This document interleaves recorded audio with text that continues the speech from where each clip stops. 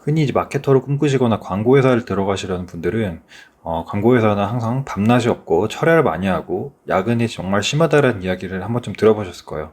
왜 유독 광고나 마케팅 에이전시는 야근을 많이 할까? 첫 번째 이유는 이 대행업이라는 구조 자체의 한계점이 좀 있습니다.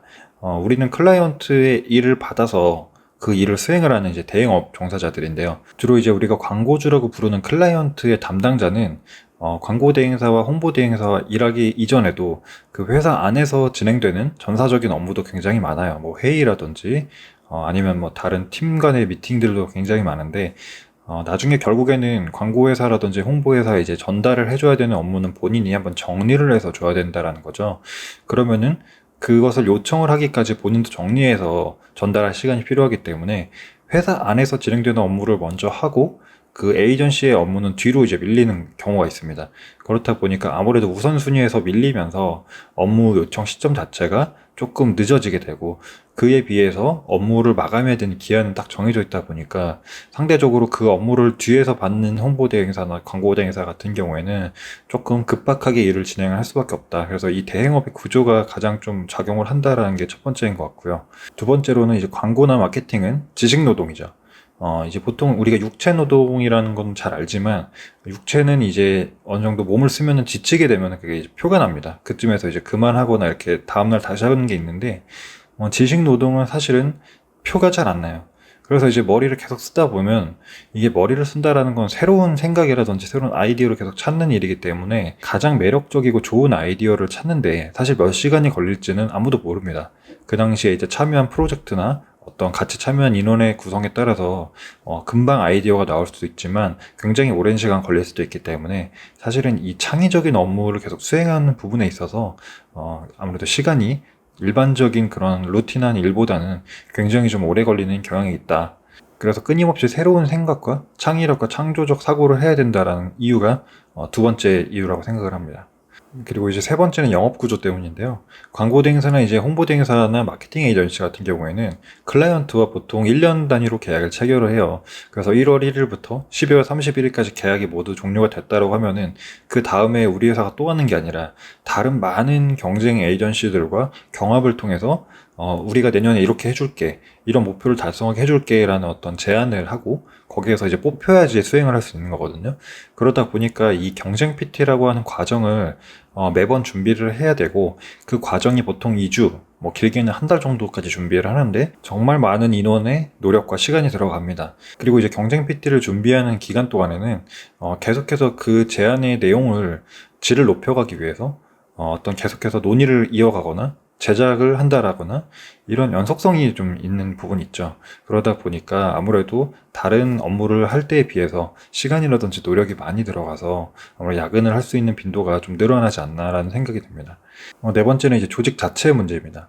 앞에서는 이제 시스템에 관한 부분을 주로 다뤘다고 하면은 사실은 조직의 그 오너 마인드라든지 조직 문화, 분위기 이런 것도 굉장히 영향을 많이 미쳐요. 특히나 이제 프로젝트 단위로 팀빌딩이 되는 이제 광고나 마케팅 에이전시 같은 경우에는 이번 프로젝트를 어떤 사람이 맡았냐에 따라서 그 사람 성향에 따라서 업무가 굉장히 지리해지기도 하고 짧게 끝나기도 합니다.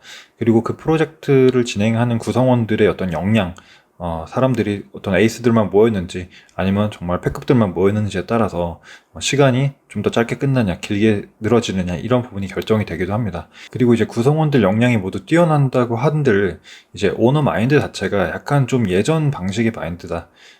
노력의 질보다는 노력의 양을 물리적인 노력을 더 많이 해야 된다라는 어떤 그런 마인드를 가진 리더라고 하면은 아무래도 오래 자리에 붙잡아 놓고 앉혀놔야지 더 좋은 결과가 나온다 이렇게 생각을 할 가능성이 높겠죠. 그러다 보니까 아무래도 조금 야근 빈도가 잦아지게 되는 요인이 아닌가 생각됩니다. 마지막 다섯 번째는 이제 클라이언트를 좀 잘못 만난 경우죠. 재수가 이제 없는 경우인데 자신이 요청하는 방향이 어떤 건지 정확히 모르는 상태에서 좀 모호하게 요청을 하는 담당자를 만났다든지 아니면은 조금 업무 효율성이 떨어지는 생산성이 낮은 그런 이제 스타일을 가진 담당자를 만났다든지 아니면 그 클라이언트의 조직, 광고주의 어떤 조직 문화가 조금 요구하는 수준이 굉장히 높다든지 이제 이런 경우에 해당을 하는데 보통 이런 경우에는 이제 에이전시 담당자들이 단순히 이제 지시받은 일을 그대로 수행을 해주기보다는 담당자를 내가 약간 리딩해서 끌어가서 같이 이제 좀 빨리빨리 정리를 해야 되는 경우가 굉장히 많습니다.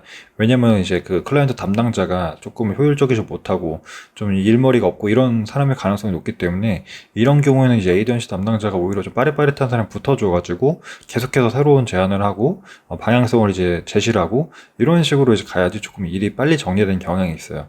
하지만 정말 이제 담당자 고집이 강하고 정말 약간 자신의 스타일만 고집을 하는 경우들도 굉장히 많기 때문에 사실 이런 경우에는 어떻게 보면 좀 노답 상태다. 답이 크게 없는 상태다라고도 할 수 있겠습니다.